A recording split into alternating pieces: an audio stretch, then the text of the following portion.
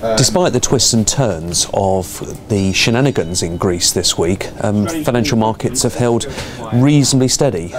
We have this week endured many rumours suggesting that the deal has been agreed. Indeed, on Sunday night it was claimed that the government had signed over the agreement, but since then we've had numerous to and fro's taking place between the Germans and the Greeks over really the commitment to the austerity package. And so as we end this week, we still are, I think, no closer to this particular agreement, so therefore, over the weekend we expect to see some further twists and turns.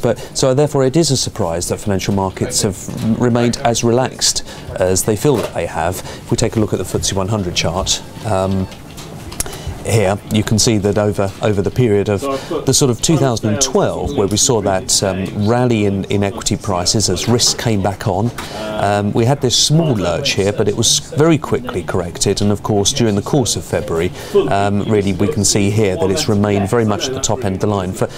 For those that look at levels and indices, 5915, 5920 seems to be a little bit of a barrier to the FTSE at the moment, so one would like to see a clean break through that. However, I will say that this week we saw quite a large number of ex-dividends take place from many of our big dividend players. So technically you could probably say that we went ex-dividend by around 22 points, so that chart would have probably looked a little bit healthier if those dividends were not taken out of the market at that point. So anyway, reasonably healthy on the FTSE at the moment, and a sense from my point of view that it's looking to respond to good news than bad, so the sentiment seems to be reasonably good at the moment. If we take a look here at the other financial markets, other equity markets, interesting to note how the German market has performed over a similar period of 2012. I mentioned the FTSE is probably up around 6% year to date, but the DAX is up 15, and there is a real sense that this is a much more operationally geared equity market to economic woes. So as we feel that the European crisis is correcting itself, risk comes back on, and it's the DAX that tends to outperform, and as we see, by about 2.5 to 1 here at the moment. So it's a much more spicier market. The returns tend to be exaggerated more one way or t'other, but a recognition here that certainly as we saw this week, that the German GDP numbers were slightly better than the worst forecasts, and that's given added stimulus to equity prices this week in Germany. And similar situation in the US. It's not as good as Germany, but slightly better than the UK. This is the S&P index, and that has continued to sort of march onwards, and we see there a little sort of breakout towards the top end of the range. Its year-to-date performance up around 8%. So far, 17% of its index is weighted towards technology, and we've had some good performances there this week out of some of the technology stocks, with Apple getting through $500, not quite holding it at the moment, but certainly has been a strong driver of some of the growth that we've seen in the S&P index. Coming on to currencies, the euro-dollar situation tends to relate very much to the way that US stock markets tend to trade. So as equity prices rise, then we tend to see a little bit of strength coming through into the euro at the moment. Maybe just a little bit more of a wobble here on thoughts that this Greek deal was not as conclusive as we hoped earlier in the week. But again, we had a very temporary dip below 130, and it snapped back very quickly. And as I pointed out earlier, it does feel like a market, similarly to stock markets, that wants to go better on good news rather than suffer too much on bad news. Now, other things that are taking place, I want to keep a little bit of an eye on oil prices. They've been a feature this week with WTI and Brent crude moving higher. There have been some rumours coming out of Iran that they are going to cut exports to some of the European countries. To some extent they try to quash that rumour, but nevertheless there is some underlying strength in oil markets at the moment.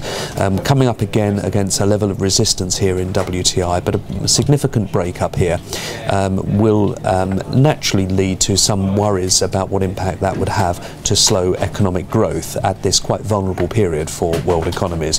Certainly the US up until now in 2012 has been benefiting from quite good data, economic data, but as I say, they will look at this oil price, and if it has a further move up in this week, it's just one to watch a little bit more closely. In terms of UK and looking at more domestic matters, we had inflation data out this week, which came in slightly better than anticipated. Inflation is clearly a key problem for the UK. It's been running too high for too long now.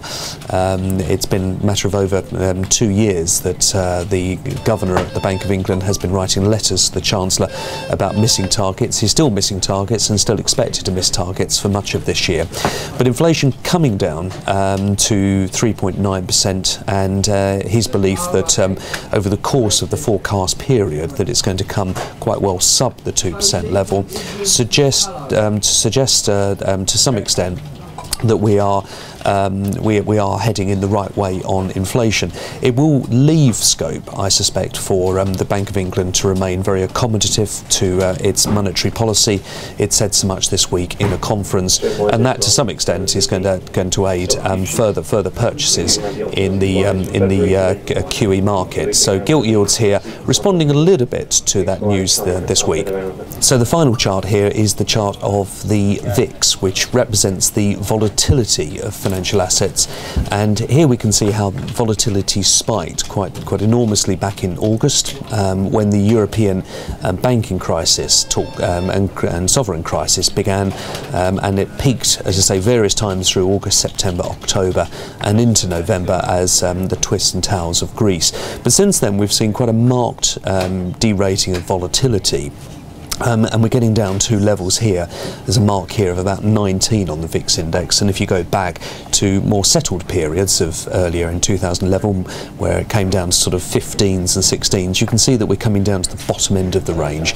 The only observation to make here is that this tends to be the low end of volatility. So while we're in for a period of more stable markets at the moment, they don't tend to last that long, and of course this is something to be watched quite closely. If volatility starts to pick up at the moment, we will know that asset classes are beginning to respond more violently to news as it comes out. So as I say, stable period at the moment, but to be watched quite closely for any upturn in that VIX chart.